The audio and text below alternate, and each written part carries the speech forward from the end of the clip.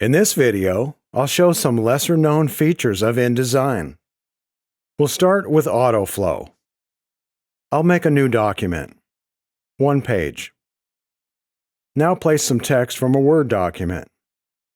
The place gun appears, waiting for a click to tell it where to put the text frame. You might say, sure, we all know that. But there's more. In this case, the text overflows the frame. So we have to add a page, click the overflow marker, and place more text on the next page. And again, and again. I'll start over and show a handy feature. Put the place gun where you want the frame, but this time, hold down the Shift key. Notice the icon changes to a squiggly line with an arrow at the end. This means autoflow. Click while Shift is down. Now the frames and pages are created as needed. That saves a lot of time. Next is some keyboard shortcuts.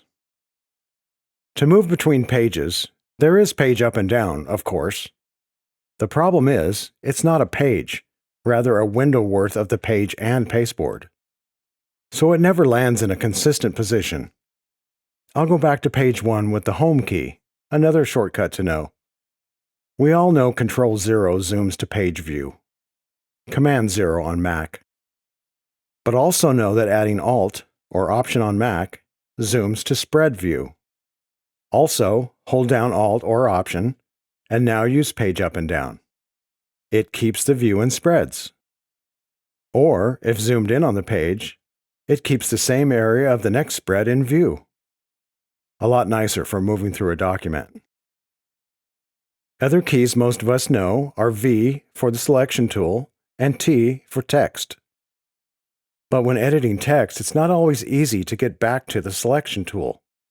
If you forget you're in text and press V to get the selection tool, it makes an errant V in the text. I've done this as well when wanting to preview, and press W, another useful shortcut. You can always move the mouse to the toolbar and click the selection tool or change the view. But those mouse moves add up. Another way to get out of text is move the cursor off the text, hold down Ctrl, and click. On Mac, Command in place of Ctrl. But after Ctrl is up, it's back to the text tool. Useful to get into a different text frame, but annoying if you want to select a graphic frame. There is an answer. Press the Escape key while in text, and it switches to the selection tool. This is a good habit to develop. When done editing text, always hit the Escape key. Here's one last shortcut that's good to know. Ctrl-Alt-G. On Mac, Command-Option-G. This selects all guides. Hit Delete, and all guides are gone. Handy for cleaning up a messy document. The next topic is rulers. Most users know you can grab the ruler origin and pull it to somewhere on the page, which then becomes the 0 point. But not as well known is that you can right-click the ruler and change the units. That saves having to open Preferences under the Edit menu. Also, it's worth noting that InDesign allows different horizontal and vertical ruler units. I've never needed it, but someone might have a use for it. Next is bleed in the spine. Most of the time we don't care what happens in the spine. Usually, facing pages is for saddle stitch binding, when the spine is the fold. But sometimes that's not the case, and we want bleed in the spine.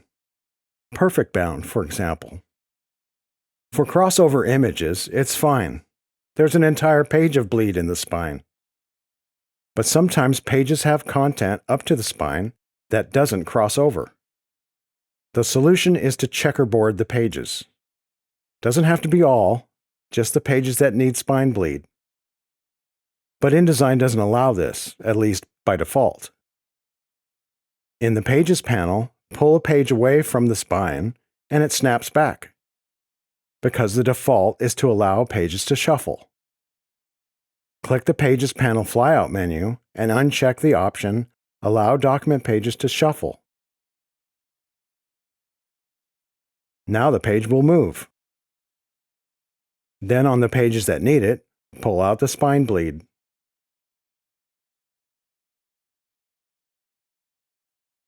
Next is auto leading.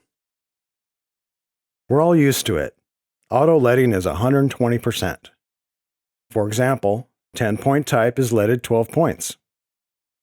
For text this size, 120 works okay most of the time, but not always. Here the text is 9.5 over 13, a more open feel to the text block. Set to auto leading, it's too tight. So the leading is set to 13 instead of auto. The downside is, if we change the font size, the leading is stuck at 13. Leading can be handled another way, either directly or in a style. Adjust the auto leading value. Go to the paragraph panel. In the flyout menu, select Justification. This opens the justification dialog. I'll set auto leading to 136%. For 9.5, this makes it pretty close to 13-point leading. Now as font size changes, the leading adapts. With headlines, we have the opposite problem. This headline, for example, set to 65 point. 120% auto leading is too much. So again, the leading is set to an absolute value. In this case, going the other direction helps. Reduce the auto leading to 100%. That looks better. In the same dialog is letter and word spacing. Tracking can tighten or loosen a line overall. But sometimes character spacing is fine. It's only word spacing that needs to change. The justification dialog is where you can do that. If you found this helpful, like the video and subscribe to this channel. It keeps more videos coming.